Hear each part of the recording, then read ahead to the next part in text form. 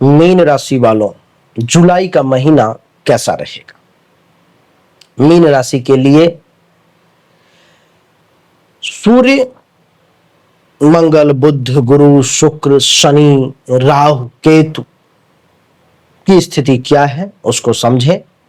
सूर्य देव जो है सो चतुर्थ और पंचम भाव में मीन राशि की कुंडली में है। चतुर्थ भाव में 16 जुलाई तक और पंचम भाव में 16 जुलाई के बाद। मंगल छठे भाव में है, बुध पंचम भाव में, देव गुरु बृहस्पति चतुर्थ भाव में, शुक्र तृतीय भाव में, शनि प्रथम भाव में, राहु द्वादश भाव में और केतु छठे भाव में। क्या होगी इन ग्रहों की स्थिति? मैं लगभग सभी ग्रहों के बारे में जहां जहां से जो चीजें ध्यान में आती चली जाएगी मैं बताता हुआ चला जाऊंगा। सूर्य चतुर्थ और पंचम भाव में है तो इसके क्या सकारात्मक क्या नकारात्मक परिणाम होंगे ध्यान पूर्वक समझें। पिता या उच्चाधिकारी से लाभ की संभावना बढ़ती हुई महसूस कर रहा हूं मैं। शिक्षा के क्षेत्र में सम्मान और नाम आपको इस महीने में मिल सकता है।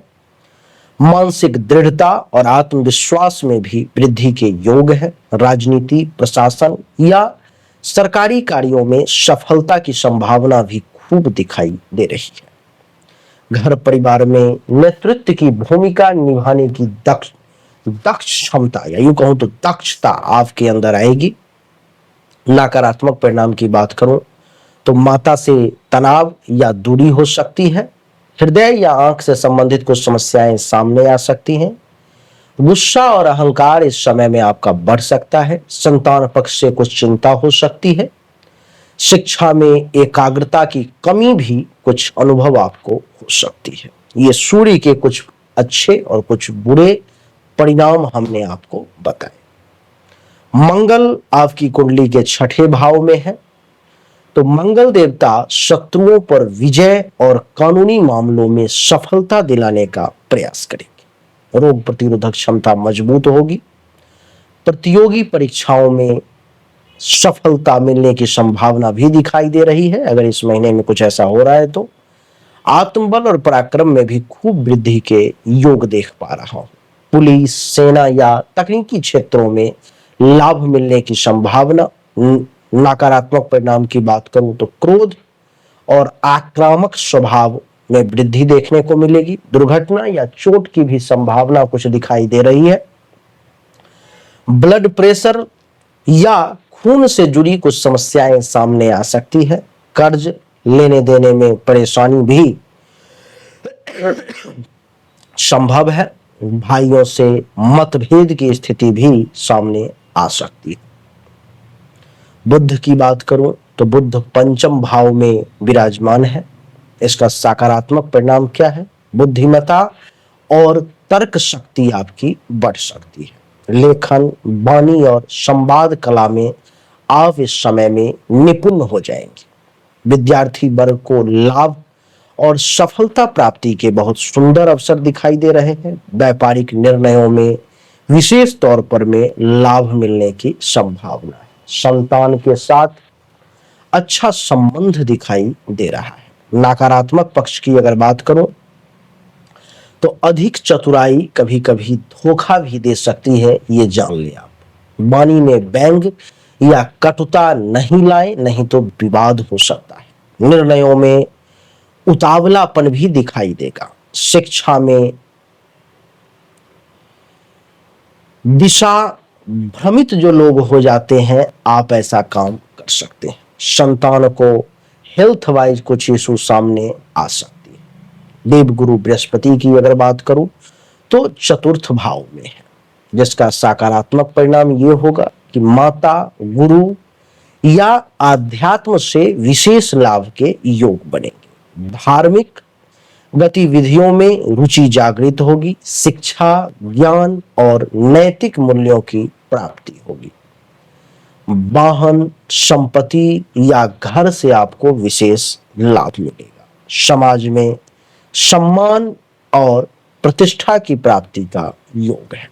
नकारात्मक परिणाम की बात करूं, आलस्य और अति आशावाद की प्रवृत्ति दिखाई देगी। माता के स्वास्थ्य में गिरावट देखने को भी मिल सकता है। निर्णयों में भावनात्मक पक्ष आप पर में भावना हावी हो सकती है। अत्यधिक धार्मिक दिखावा आपके लिए नुकसानदेह हो सकता है। गुरु या बुजुर्गों से मतभेद की स्थिति सामने आ सकती है। शुक्र की बात करूं तो तृतीय भाव में शुक्र है। सकारात्मक पक्ष पहले बता देता हूं। कला, संगीत, मीडिया, इन क्षेत्र में विशेष सफलता मिलने के योग है। भाई बहनों से सहयोग प्राप्ति का योग है।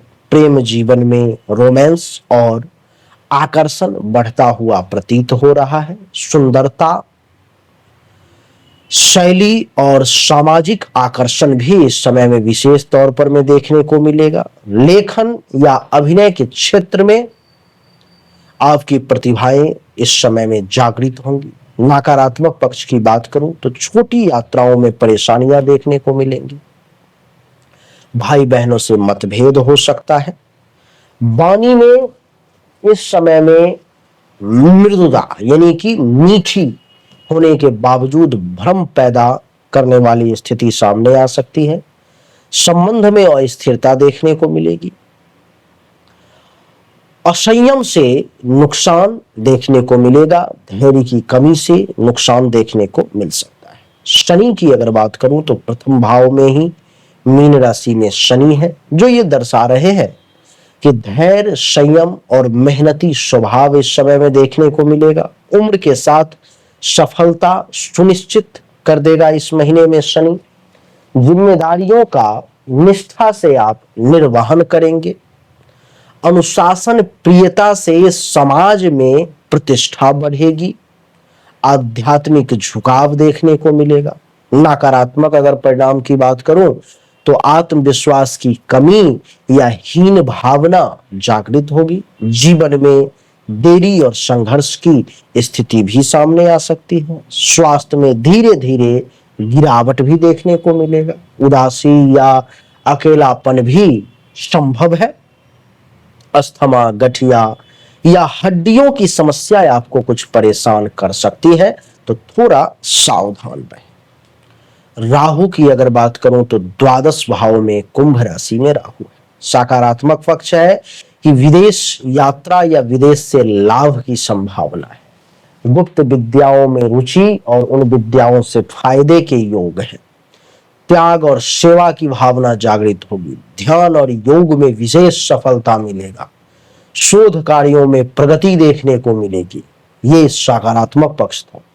नकारात्मक पक्ष है अनिद्रा या मानसिक अशांति परेशान कर सकती है। फिजूल खर्ची और नुकसान भी देखने को मिलेंगे। गुप्त शत्रुओं से नुकसान भी देखने को मिल सकता है। अवसाद या भ्रम की स्थिति भी ये जागृत कर सकता है। आध्यात्मिकता का दिखावा आपसे करवा सकता है। केतु छठे भाव में, कुंडली के छठे भाव में केतु का बैठना यह दर्शाता है कि शत्रुओं का विनाशक अचूक निर्णय शक्ति जो है इस समय में आपके अंदर जागृत होगा। आध्यात्मिक दृष्टि से रोग मुक्ति की ओर आगे बढ़ेंगे। सेवा क्षेत्र में उच्च सफलता मिलने के योग जो है सो दिखाई दे रहे हैं। रहस्यमयी ज्ञान और योग शक्ति से प्रगति की स्थिति में देख पा रहा हूं। अद्भुत साहस देखने को मिलेगा। नकारात्मक पक्ष की बात करूं तो मानसिक भ्रम और अचानक बीमारियां सामने आ सकती है। आत्मविश्वास की कमी देखने को मिल सकती है। गुप्त शत्रुओं से संकट देखने को मिल सकता है। सेवा में धोखा मिल सकता है। सिर दर्द या नसों की समस्या भी सामने आ सकती है। इस प्रकार की स्थिति कुछ सूर्य से लेकर के मंगल, बुध, गुरु, शुक्र, शनि, राहु, केतु की शुभ अशुभ परिणाम के बारे में हमने आपको बताने का प्रयास किया, जहां तक जो ध्यान आया। उम्मीद करता हूं कि ये छोटा सा वीडियो आपको अच्छा लगा होगा, लेकिन मैं आपको बता दूं कि ये एक सामान्य राशिफल है। इसे 100% एक्यूरेट समझने की भूल नहीं करें। 100% एक्यूरेसी के साथ जानकारी तो आपको तभी मिल सकती है जब आप अपनी हस्तरेखा दिखाएं, जब आप अपनी जन्म कुंडली दिखाएं। अगर आपको 100% एक्यूरेसी के साथ जानकारी चाहिए तो सामने दिए गए नंबर पर में जन्म तारीख, जन्म समय, जन्म स्थान, दोनों हाथ के हथेली का फोटो अवश्य भेजें। आप चाहेंगे तो ऐसे ही एक आपकी पूरी जिंदगी की कहानी वीडियो बना करके आपको दे दी जाएगी। नहीं, आप फोन कॉल पे जानकारी लेना चाहेंगे तो वो मिल जाएगी, रिटर्न में चाहेंगे तो वो मिल जाएगी। आपकी इच्छा पर में सब कुछ निर्भर करेगा। लेकिन मीन राशि वाले, आपका भाग्य रत्न कम से कम जरूर धारण करें। आपके भाग्य के मालिक मंगल है, मंगल का रत्न मूंगा है, मूंगा जरूर धारण करें। अगर मंगल की स्थिति कुंडली में अच्छी हो, मंगल 6, 8, 12 भाव में नहीं हो, नीच का ना हो, शत्रु राशि में नहीं हो, मारक ना हो, तो जरूर धारण करें। आपके लिए वो चमत्कारिक साबित होगा। चाहिए तो सिद्ध किया हुआ मूंगा रत्न सामने दिए गए नंबर पर में मैसेज करके हमारे ऑफिस से आप प्राप्त कर सकते हैं। अच्छा लगा तो वीडियो को लाइक करें, शेयर करें, चैनल को सब्सक्राइब करके इसके बेल आइकन के बटन को दबाएं। एक बार फिर से आप सभी का बहुत बहुत धन्यवाद। Thank you so much. जय हिंद, वंदे मातरम। बोलिए राधे राधे।